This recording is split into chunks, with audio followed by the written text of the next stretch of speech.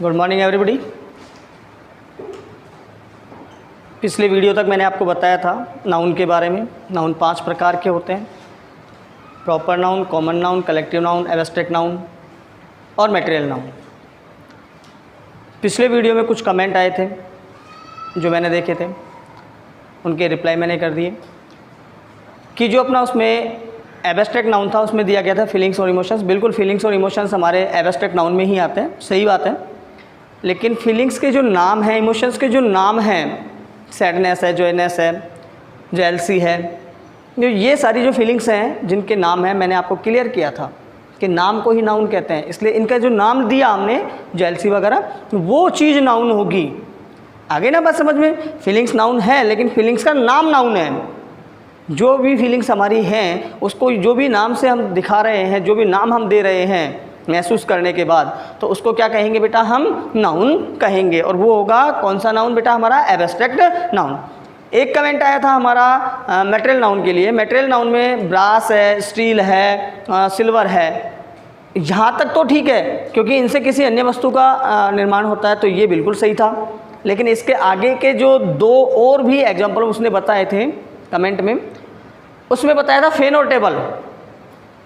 Fan और table को बताया था। फैन और टेबल जो है वो हमारा मटेरियल नाउन में नहीं आएगा क्योंकि फैन खुद आयरन से बना होता है, तो आयरन मटेरियल नाउन होगा। वो वस्तु जिससे निर्माण होता है, तो वस्तु कौन सी थी जिससे फैन का निर्माण हुआ? आयरन। तो आयरन तो मटेरियल नाउन है, फैन मटेरियल नाउन नहीं है। फैन किस में जाएगा? Common noun. टेबल किससे बनी है? वुड से, लकड़ी से। तो वुड किस में जाएगा? मटेरियल नाउन में। और टेबल किस में जाएगी? कॉमन नाउन में। Is that clear? इसके बाद में देखिए बेटा, आज मैं आपको पढ़ाऊंगा हमारे पार्ट्स ऑफ स्पीच का सेकंड पार्ट, जिसको हम बोलते हैं प्रोनाउन।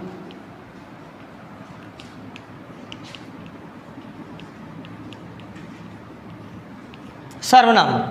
क्या बोलते हैं बेटा? इसको हम सर्वनाम बोलते हैं, ठीक है, हिंदी में।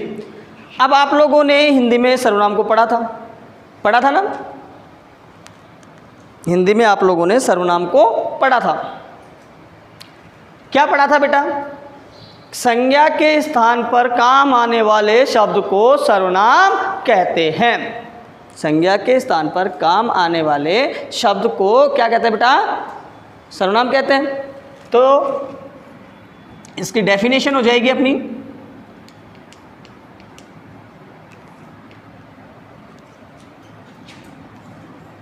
a word which is used at the place of a noun is called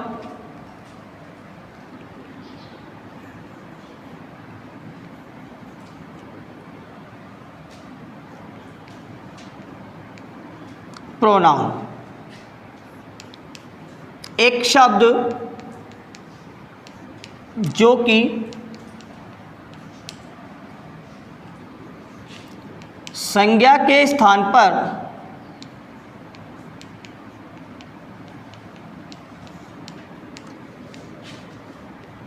काम आता है,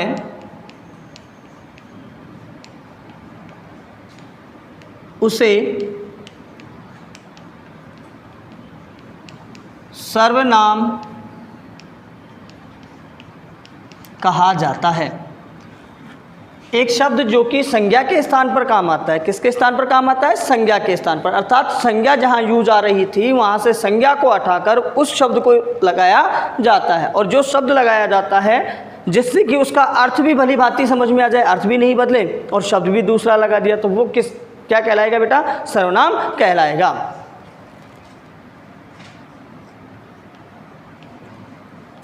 एग्जाम्पल के तौर पे मैं आपको बताता हूँ, जैसे Ram is my best friend. ये Ram is a boy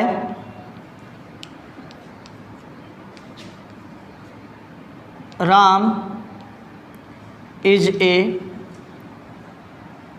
good boy,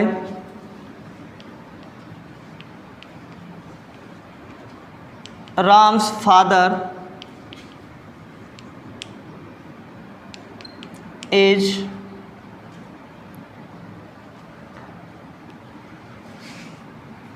works कर सकते हैं हम, Ram's father works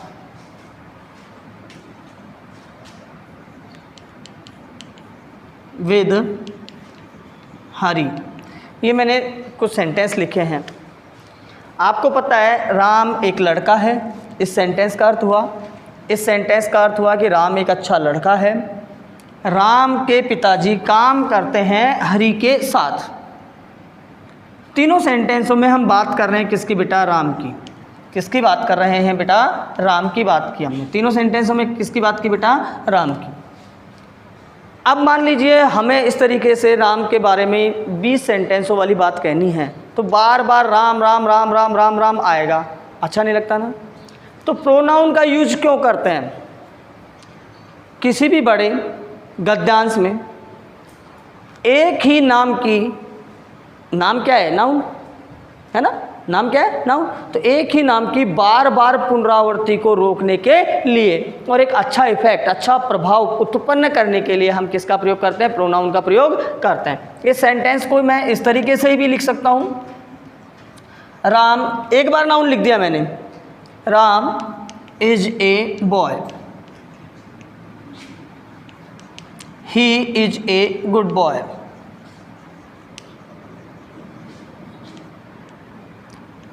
his father works with Hari.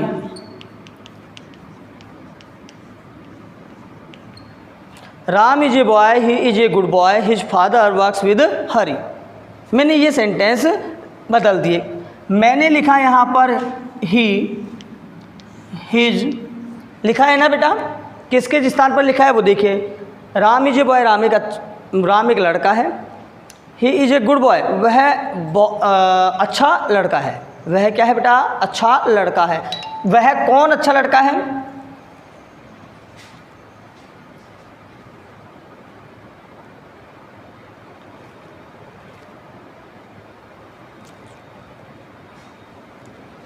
वह अच्छा लड़का है, ये मैंने यहाँ पर लिखा है। वह कौन अच्छा लड़का है? कौन है अच्छा लड़का बताइए? मैंने यहाँ इसका सेंटेंस का अर्थ किया, वह एक अच्छा लड़का है, तो समझ में आ गया कौन है अच्छा लड़का? राम अच्छा लड़का है। तो ये वर्ड किसके लिए यूज आया बेटा? राम के लिए। राम के लिए आया है ना। तो राम वर्ड को हटाकर मैंने कौन सा वर्ड यूज लिया? ही वर्ड यूज लिया है। उसके पिताजी हरि के साथ काम करते हैं। किसके पिताजी हरि के साथ काम करते हैं? राम के पिताजी हरि के साथ काम करते हैं। समझ में आ रहा है ना सेंटेंस से हमें कि क्योंकि पहले राम लिख चुके हैं हम एक बार, तो बार बार उसकी पुनरावृत्ति रोकने के लिए हमने एक वर्ड यूज काम में लिया है। यहाँ पर एक वर्ड यूज लिया है हिज, एक वर्ड यूज लिया है हिज। तो ये हिज वर्ड क्या होगा? यहाँ पर प्रोनाउन होगा, है ना। तो इससे दो चीज़ें क्लियर हुई कि भाई किस तरीके के एग्जाम्पल हो सकते हैं प्रोनाउन के, प्रोनाउन कैसे हो सकते हैं। एक चीज़ तो हमें समझ में आए कि ही हिज वगैरह क्या है बेटा? हमारे प्रोनाउन है। ही हिज वगैरह हमारे क्या है बेटा? प्रोनाउन है। ये हमने देखा। तो देखिए बेटा, ये वर्ड आया राम्स के लिए, ठीक है, राम के। किसके पिताजी? राम के। इसके लिए हमने वर्ड काम में लिया यहाँ पर हिज। राम के बारे में बता रहे हैं कि वो एक अच्छा लड़का है, उसके लिए वर्ड काम में लिया ही। तो ये भी हमारा क्या हुआ? प्रोनाउन हुआ। तो दो चीज़ें क्लियर हुई। एक तो प्रोनाउन का यूज क्यों करना आवश्यक है। प्रोनाउन का यूज क्यों करना आवश्यक है? क्योंकि नाउन की बार बार किसी भी गद्यांश में पुनरावृत्ति रोकने के लिए नाउन के स्थान पर प्रोनाउन का यूज आवश्यक है। दूसरी बात क्या है कि इससे एक अच्छा इफेक्ट उत्पन्न होता है, ठीक है। अब प्रोनाउन के इस तरीके से हम देखें तो प्रोनाउन के एग्जाम्पल कौन कौन से हो सकते हैं?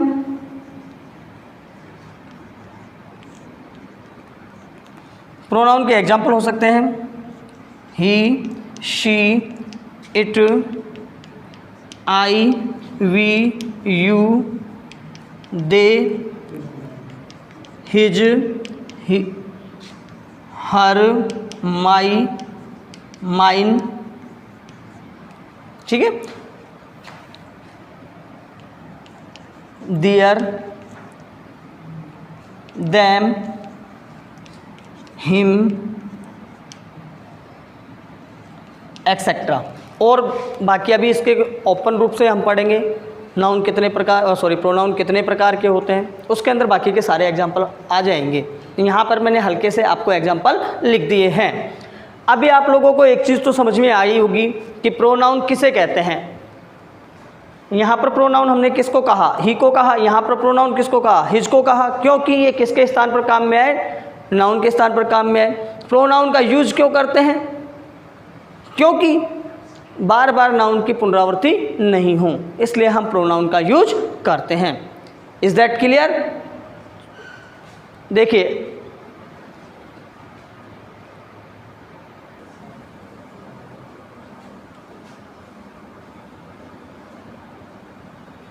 अब देखिए क्या, इसके बाद मैं आपको बताता हूँ कि नाउन कितने प्रकार के होते हैं, प्रोनाउन कितने प्रकार के होते हैं। अभी हम प्रोनाउन पढ़ रहे हैं, तो नाउन के प्रकार तो आपने देखे 5 थे। कितने प्रकार के थे नाउन? 5 प्रकार के थे। अब हम पढ़ेंगे प्रोनाउन के प्रकार, कि प्रोनाउन कितने प्रकार के होते हैं। और जैसा कि मैंने आपको बता दिया कि किसी भी सेंटेंस के लिए सब्जेक्ट, ऑब्जेक्ट, इनकी आवश्यकता होती है।